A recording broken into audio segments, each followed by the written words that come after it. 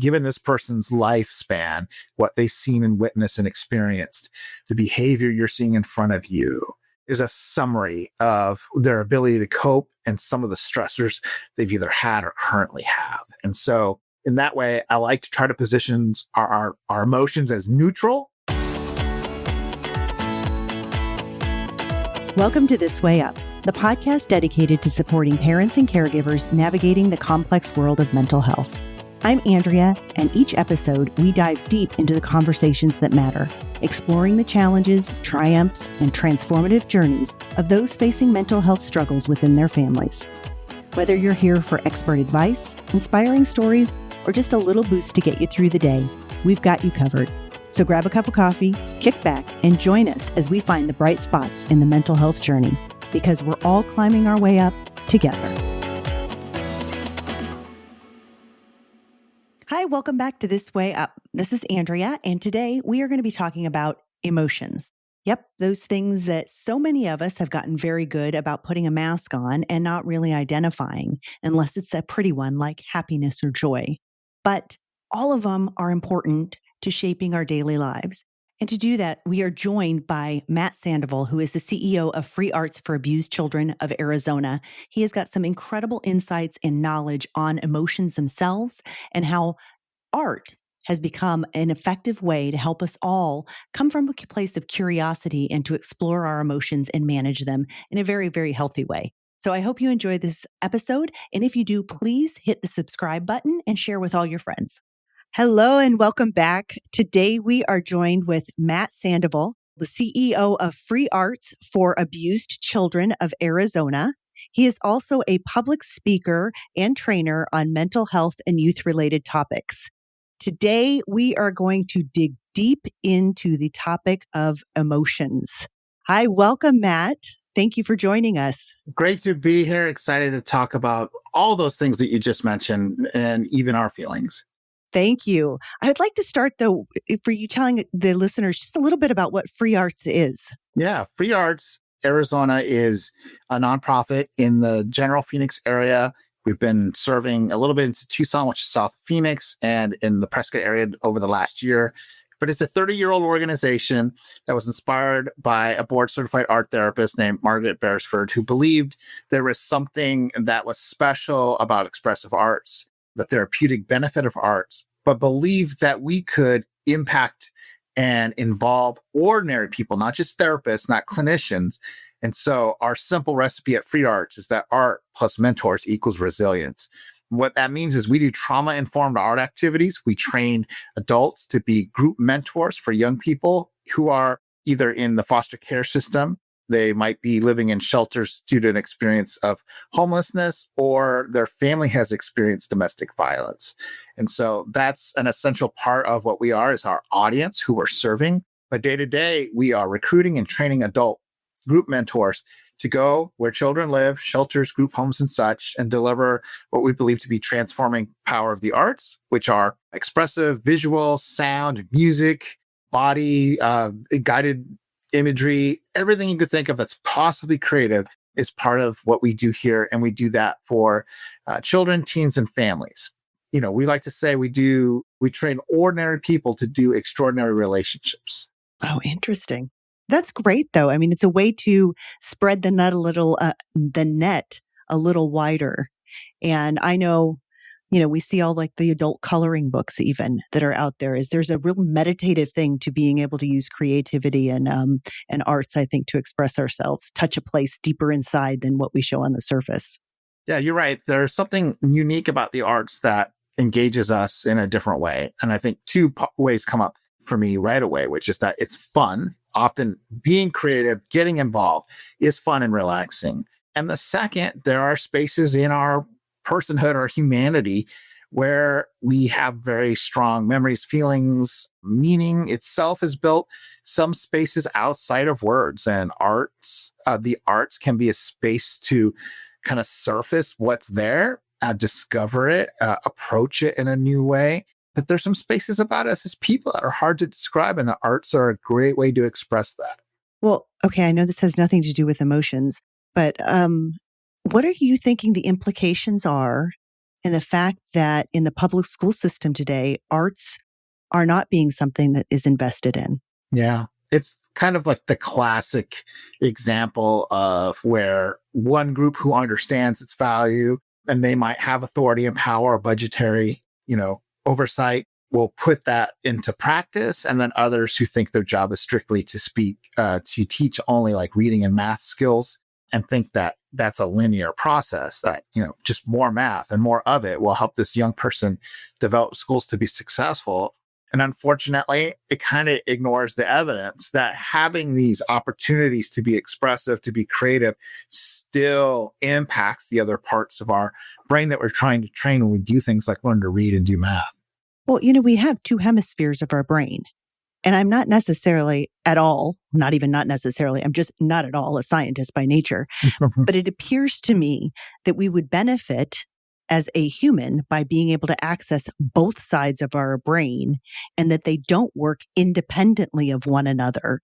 So if one is not as tapped in as the other, that we're losing out on something.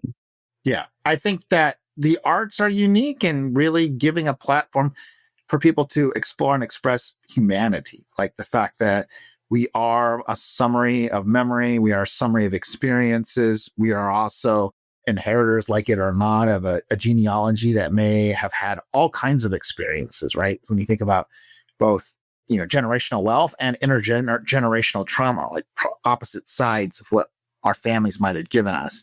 We are whole people and our biology speaks, even if we are reluctant to listen to its message. And I think that kind of touches on several fronts, but the value of the arts and certainly how we view emotions are definitely ways in which those things connect. I remember when my daughter was probably 10, maybe she was 10, we were in the car and Whitney Houston came on. And I think it was The Power of Love. I think that's what it was. I can't remember. But she got to one of her real powerful points of the song. And my daughter turns to me and she has tears rolling down her eyes or her face. And she says, "That's so beautiful." And I remember that time so vividly because it touched a place in her where she recognized something of beauty that wasn't traditionally seen as beautiful, and she recognized it. And it really, and music is just one facet. Some people get touched by a piece of art or a sunset. I remember being touched by a sunset once. So I think it does touch places that we sometimes can't touch on the surface. Yeah, and I think there's a platform within our experience of the arts to describe beauty, but also there's a moment to accept the art as it is. This is often a challenge for people that don't feel particularly artistic or creative. They're full of comparison, right? In summary. And I would definitely be in this camp too, because even though I'm the CEO of Free Arts doesn't mean I'm ever going to have a gallery exhibit that you're going to be able to buy a ticket to. Not because I wouldn't want to sell them, but because there's not really a high demand for my type of art. So it's one of those things where like we can all be creative and artistic. It's only sometimes the impression, the comparison we kind of do that gives us the sense that some people are better at it. So when we hear a song like you're describing and label it beautiful, that is certainly a label that fits many pieces of art. But even if it's not beautiful, it can still be extremely meaningful. And even things that are grief provoking can be beautiful or can be meaningful or can evoke strong feelings from us, even without the label of it being praised. Like it could be hard to express, but this music does well. And I think that, again, particularly with music, is a real accessible way for people to kind of feel something that they can't put words to. So that's actually a very nice segue into emotions and how we feel. And emotions are very complex, right? And sometimes I think that they are universal, like everybody knows what happy is, everybody knows what sad is. But then there are other times that I think, are they universal or are they defined by societal norms? Because you go, what's your opinion on that? Yeah, I have an opinion, but I hope that it's informed in that I've taken in a lot of good guidance on this. There's an excellent book from Lisa Barrett Feldman called How Emotions Are Made. And she is a scientists with all kinds of important awards, but mostly in neurology and neuroscientists and studying emotions. And the understanding most people have is that there's a universal experience that you could show similar faces and across cultures detect from people seemingly meaningful labels: what's angry, what's happy, what's sad. And what started to happen for her, she describes this in the book, is that those doing these kind of surveys realized that the answers were quite different if we didn't give multiple choices. So if you showed the face and said, is this happy, sad, this or that, versus left it as an open-ended entry, you would get different responses. And when you think about some photos, like maybe one that looks on one level of total surprise, well, is it surprise? Is it fear?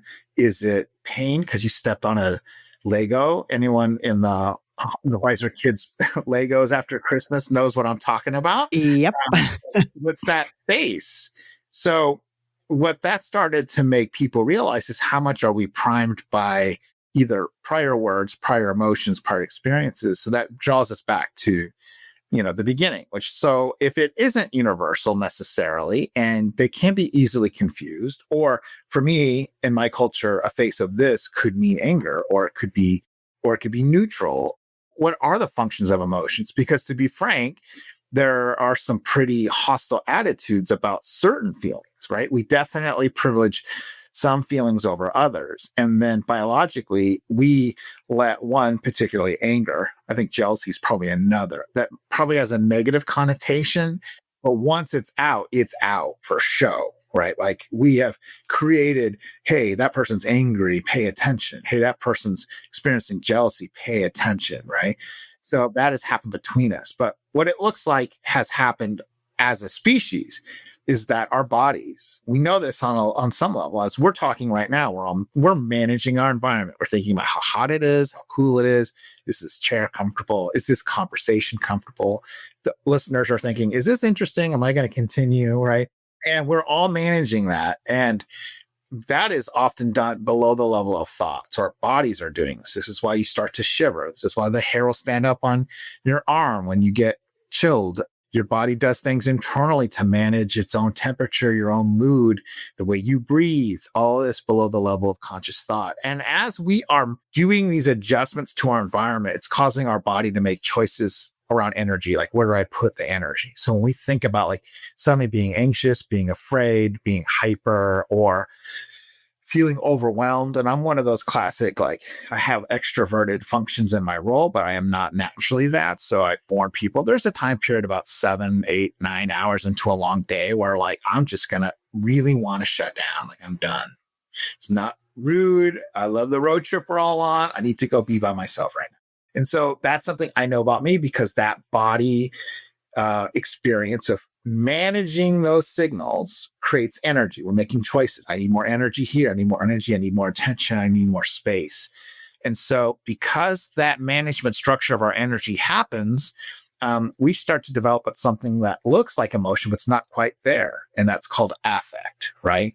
So when we are feeling uncomfortable in our chair, you can see somebody's face shift. You can tell the discomfort. Very attuned people, particularly people who have had adversity or traumas in their family growing up, usually are able to pick up on these cues because they've needed them. So they can spot and feel other people's energy shift. They can see their body, their facial expressions change and shift. This is the beginning of affect. Why it's different than emotion, we're coming to in a second, right? But underneath that, we experience affect in the way that we do with other animals, which is why you can stare lovingly into your dog's eyes and you both are releasing all this dopamine, and we'll buy the sweater for the animal and we'll see that it's happy and sad. And animals do this because they have the same energy management system taking place. So would you think that's like intuition? I think that parts of it are intuitive to our management of our environment. Like, our neurology is constantly sensing, right? So what's the purpose of a good guard dog? It has better hearing, responds quicker, and can alert you very quickly about a situation that's happening, right? So I think part of that is built into us, into our DNA, literally. And then the other part you said you think has been developed because of whatever has And happened what we in have that's a little different than most other animals, although some animals have this. They have language, not quite the way Oh, we I do. believe that. Yeah. Absolutely. Yeah. And I think we're only scratching the surface on understanding how other animals speak to each other. But apparently, like when you think about certain mammals like whales that leave the same noises in the same places that they travel, and this is over like hundreds of miles, and they'll do this for decades. They come and signal the same way. Like there's something they're signaling for, and two, we haven't quite figured out all of what that is. But on our end, with this big frontal lobe brain, that's introduced to us real formal language skills. So you take our body scanning our environment, creating energy choices that then become affect, and then we add language. Now we're getting into not what does this body sensation mean? It means I'm in danger. It means I'll always be in danger. Or it means I love this and I love this person. Right? There's extremes on this all sides. But when we think about emotion, what's distinct from all the other things leading up to it is our ability to put some sense of understanding, interpretation, and meaning behind it, which is why for those who have had experiences with depression and anxiety, there is some place, and for many people, it's not the only place, where we need to examine the way we're thinking about our situation. And then often the thinking patterns themselves are making some of our feelings stronger and more intense. So, as we have moved these past couple of decades into a more online and less energetic place, do you know how this is affecting us as people within our emotions and our affect? Yeah, it might be the most important question of the 21st century to think about how the digital economy is affecting our species.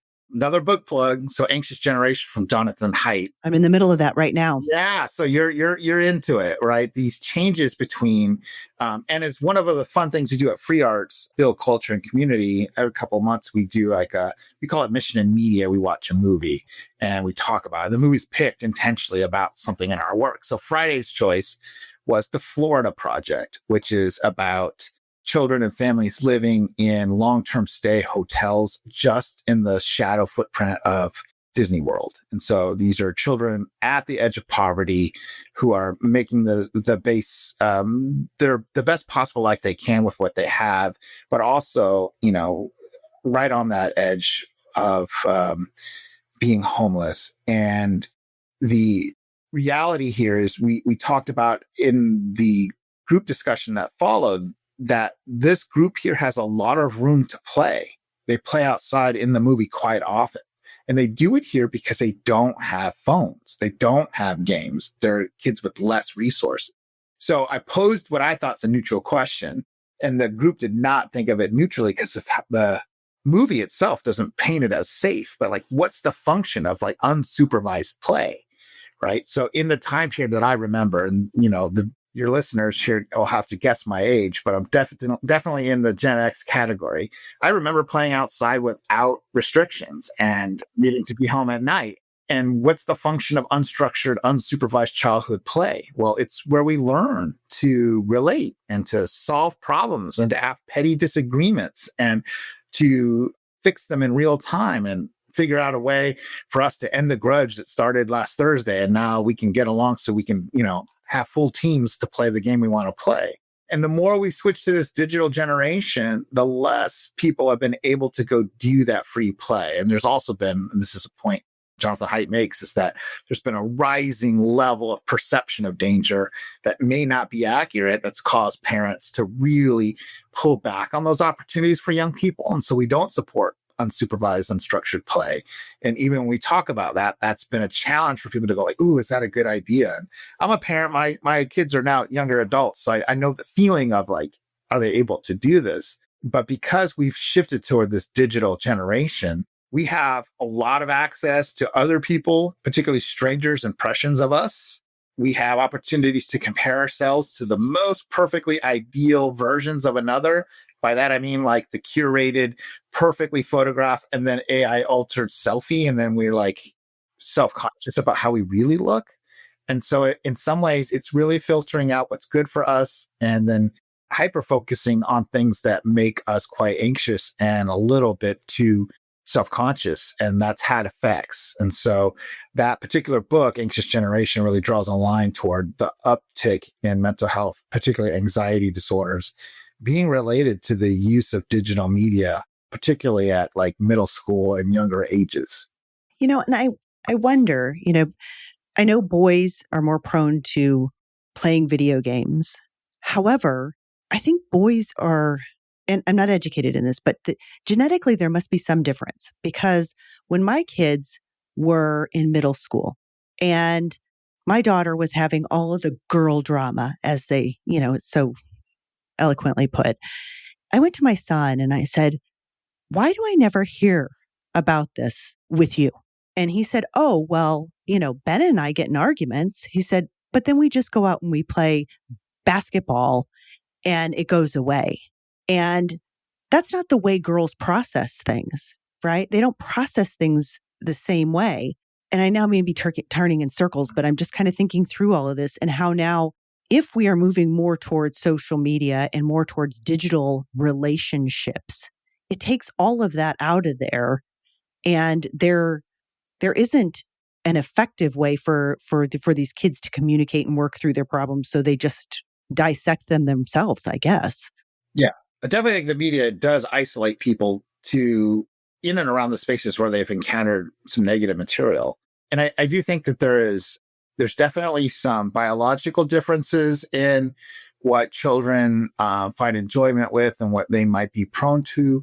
I also think there's some kind of social construction, like what we give permission to in particular. I do think there's strong evidence that in terms of aggression, like how everyone's aggressive, even the nicest person you meet, Right. it has these moments. And sometimes even in my workspace, which is, dedicated to helping, and it's got artistic and, all these artistic elements. And there's a component of us where we think like, these are the nicest empathic people you're ever going to meet. And yet there's still conflict and there's still aggression. It's expressed differently. It's part of us. It's that body management system leading all the way up to emotion, because I can't turn off my legitimate fight or flight needs. And so conflict's there. For girls, relational aggression is more significant than for boys.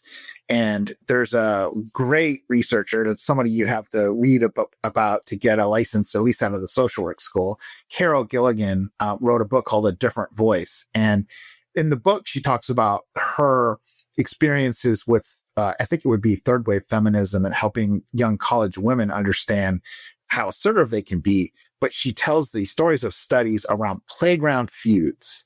And the analysis was for grade school children that the playground feud involving girls would break down the game. And when boys had a feud, and this fits my own personal experience, if there was a feud during the basketball game at lunch, we had already figured out ways to solve the issue. Often in the game, it was to do it over. Just do it over. You fouled me. No, I didn't. Foul me. No, I didn't. Just do it over. And whatever the next play was, we lived with. And sure, sometimes people stormed off the court. But within an hour, people calmed down and we had ways to problem solve it. And her studies showed that on the playgrounds, the girls in dispute, their disputes lasted longer and often broke down the game. And I think this is not to judge one side as better than the other, except to say there's more at stake in some of these squabbles than we realize. And so when you're saying, your son didn't have an experience of having a total breakdown over something small. So this was kind of eye-opening, and I walked around for a week, and anyone that knew me that week can definitely attest to this. But I was like, so I heard this thing. Tell me about your experience playing on the playground. And there wasn't really anyone who objected to it. I think they had all found that to be generally true, that when there was a meltdown, and I think being able to see it as a pattern was somewhat freeing for them, because it made them feel a lot less like it was them. Like, oh, this is how we have either been taught or modeled how to be assertive and or aggressive, or there's opportunity to explore, like, great, this is how we feel, but can we problem solve? Can we problem solve tomorrow? How do we work through this? And I think that's where adults are essential to helping young people. Well, I was just going to jump us to adults from being kids.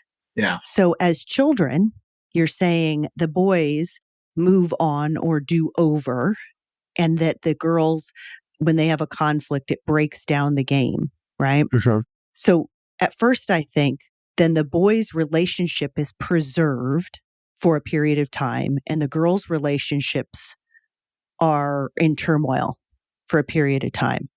But when I look at adults, and I'm speaking categorically and not, not everybody, it appears that women have tighter relationships in adulthood that are able to withstand more stress and more conflict than men do. Men don't appear, and again, this is so categorically, it's gender based, all of this stuff, but it's observations. It appears that men don't have as many close, tight, deep relationships that women do. And that to me is interesting that as children, their problem solving is so much different. Yeah, I think it's true. I think there is solid studied evidence that those are observations that have borne out across our culture, certainly, because the simple facts are after a certain age, a man's likely to be healthier and live longer if he has a committed partner. Because there's not immediate nest of friendships to support this person if that partner is not available or is no longer a part of their life. The opposite is true. So widows tend to do better post grief than say widowers, generally speaking. So the tightness of those social relationships are more significant for women. Why is that? That's an important question. Like some people go like, "Was that by design? Is that by biology?" But there is a certain part, and it's a passion of mine because, it's something that I experience in my own life. But there is certain amount of emotional availability that we allow girls to exhibit, and we tell boys they cannot, or they will be weak and misunderstood. And so we have forced people to cut off parts of themselves. There are different parts depending on their gender expression and their identity that they've had to sacrifice, right? Can I be assertive and feminine? That's a tough choice. Can I be sensitive and male? Right? Like that is a difficult thing. And despite the culture that tells us to be big, strong, and handle everything, all you need to do is look at the evidence of the traumatic experiences that soldiers endure, people endure in general, but particularly men, and how those change the total trajectory of the rest of their life. Those are all things that are hurts that are caused by something they believe to be a good thing in the first place, right? Like pledging yourself to a big cause, supporting your comrades. All of those things are cultural values, and yet they experience significant hurt in that service. And now that part of them is damaged, and they have a small part of a network, if any, that can support them. And that's a real challenge. What's your opinion, or maybe some research on this too, about labeling certain emotions as good or bad, Mm-hmm. even though they're all part of the human experience? Yeah. I mean, I think when I don't do any kind of therapy right now, but when I've operated as a therapist, I'm a big practitioner of what's called acceptance commitment therapy, or similarly just called ACT. Okay. And the ACT basic principle is if we can add in these features of things you learn in the therapy, you become more psychologically flexible. And that's an important distinction because often we're in a bias to think, I need to eliminate my problems. I should have less of them. That's not always realistic. I mean, to think that my life should not have stress and pain is going to create more stress and pain. It's not going to lessen it. The naive viewpoint of that is going to make things harder for you. All back to say to your question about are there good and bad feelings? It's hard. And I sometimes say it, right? And I deliver a workshop locally, well, anywhere, anybody wants to hear it, about returning to the whole person. And it's a little bit about this emotional question that we're discussing, but also giving permission to all people, regardless of their gender identity, about what they are allowed to feel, because the feelings themselves are neutral. Can we operate in a place where our self-compassion is broad enough that I can accept that there is a part of me that is hurt by this experience, that it is hurt this conversation, and that I am not feeling great, and everything about my feeling makes sense when you understand the context. And so that is both in the real sensitive one-to-one conversation with somebody you care about. Unfortunately, it's also true when you see the person overreacting in the viral video. Their emotions in context make sense. What does that mean? Does that mean you can act the fool at at the grocery store? No, it means given this person's lifespan, what they've seen and witnessed and experienced, the behavior you're seeing in front of you is a summary of their ability to cope and some of the stressors they've either had or currently have. And so in that way, I like to try to position our emotions as neutral. They are messengers. They can tell us this is the time where you need to go find deep connection. And hopefully you've got those connectors in your life, right? You've got the friend you can call. Tend to befriend is a very powerful stress reliever. Like, can I just tell you what's going on? Can you tell me I'm okay? Can you tell me you understand? Can you tell me you're with me? And for a lot of people, 80% of the time, that's what they need. I like that you said emotions are messengers because I do think they're trying to tell you something. Earlier, you had said something about the feeling of anger or jealousy, and it's so big and it's so present. And I think both of those emotions can elicit a lot of judgment from those around you and quite frankly, to yourself, right? I know that if I feel a sense of envy or jealousy, that I feel also a sense of shame around having that feeling. But then if I dig even deeper as to why I am feeling those things, then I can actually validate, okay, this is why I'm feeling X, Y, or Z, jealous or whatever.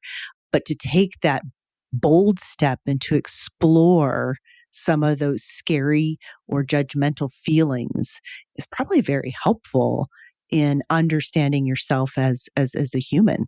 Yeah, and I think that is a great step for everyone. It's not an easy one, right? Sometimes No, the no. mind itself is like the old saying about the mind is like a dark alley at night. It's best not to go there on your own, right? And so there are spaces where you may not know what to do with what you discover, and you may not have skills, but you can. And I think good therapy helps people develop those skills to do the self therapy, to understand really in this moment of my life, what's at the table with me. Is there jealousy? Is there grief? Is there sadness?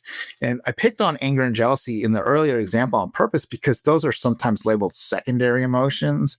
And what they mean by that is they're the big feelings that come deal with the other feelings. So a little feeling might be, in this paradigm, a primary feeling is feeling sad, feeling hurt. But because I'm sad and hurt, anger is going to solve that. Anger is the big brother that shows up against the bully. And so those feelings tend to be more vocal, more big, because their job is to smash and change and get attention and punish, right? So when you're jealous, you're hurt. Something of you has been taken that you believe belongs to you. But jealousy fully expressed is making that not be a secret anymore, right? So what's the path to wise living is being able to recognize what's present right now without judging it and to just allow it. I think we're taking good steps there when you think about movies like Inside Out and the sequel that are helping people experience these personified feelings that are doing little things and relating to each other.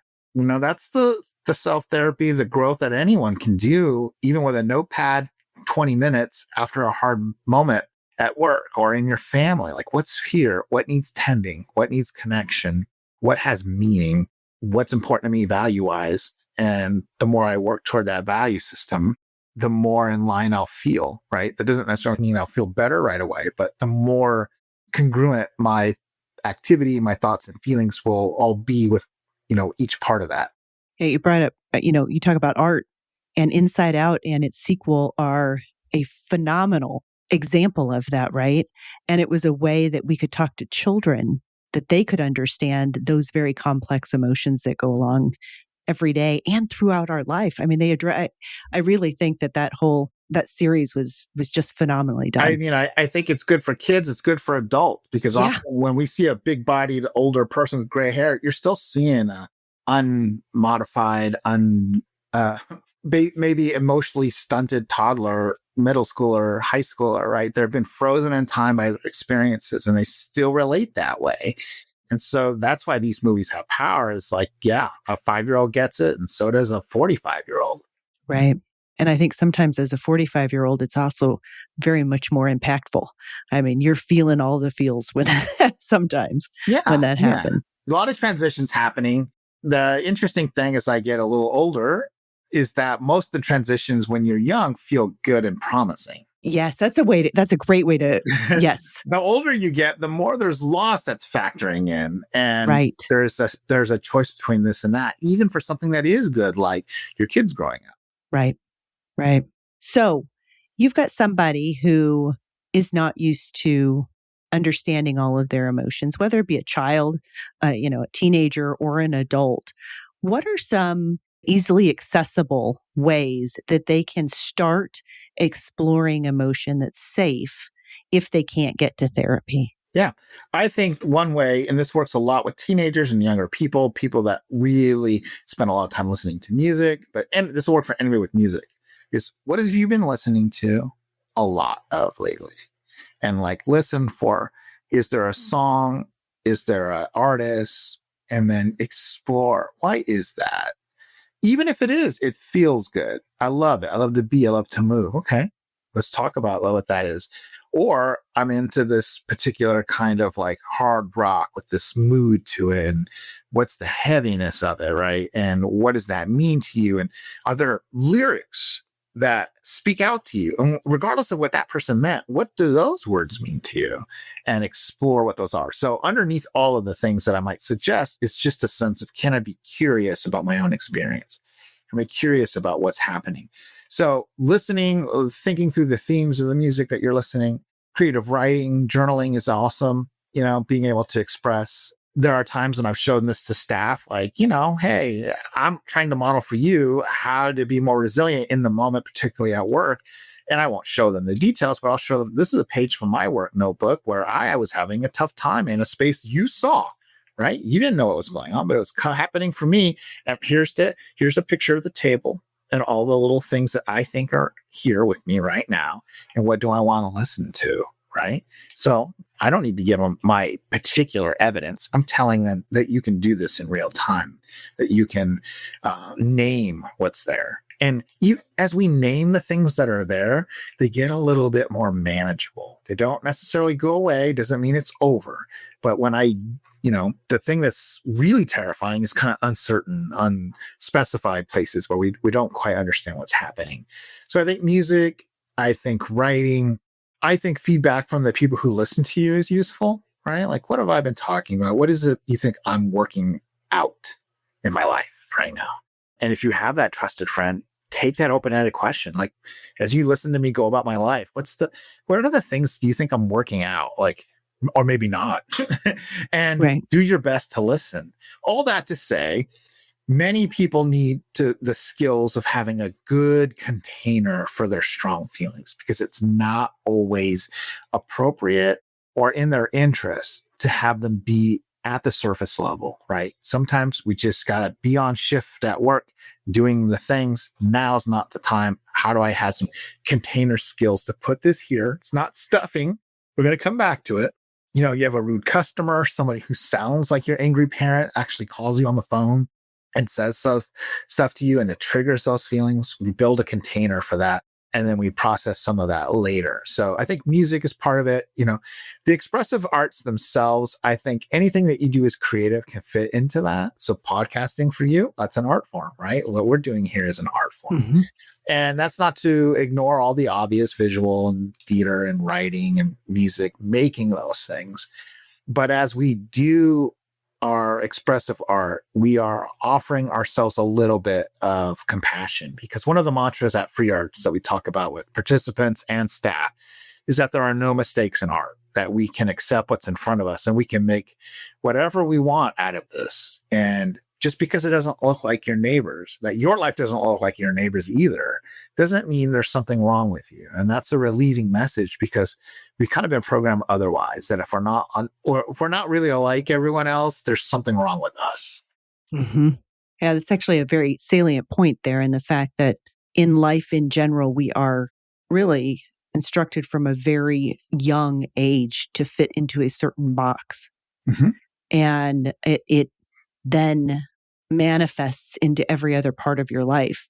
That's why like artists I've always been very curious about them because they can tap into parts of their brain that don't fit into the specific confines of a societal box. And I'm not very good at that. I think things have got to be certain, lined up in a certain way, but that limits you. Yeah.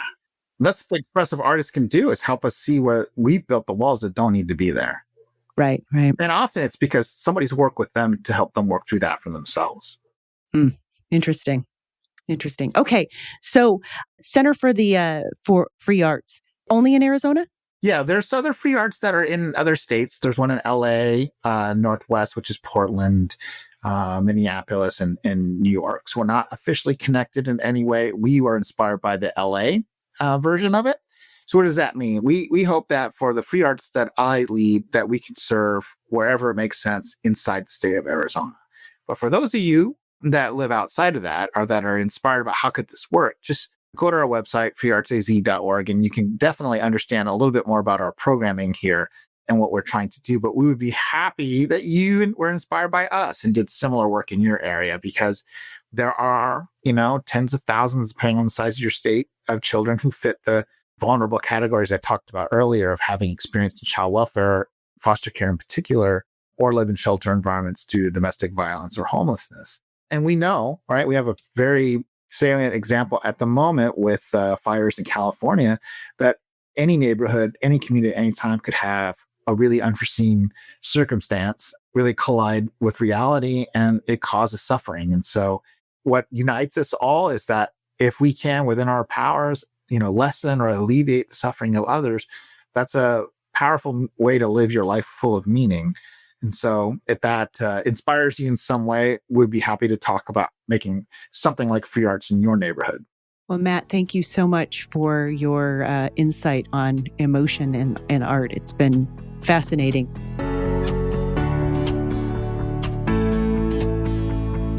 Thanks for tuning in to This Way Up. I hope you're feeling a little lighter, a little brighter, and ready to take on whatever comes next.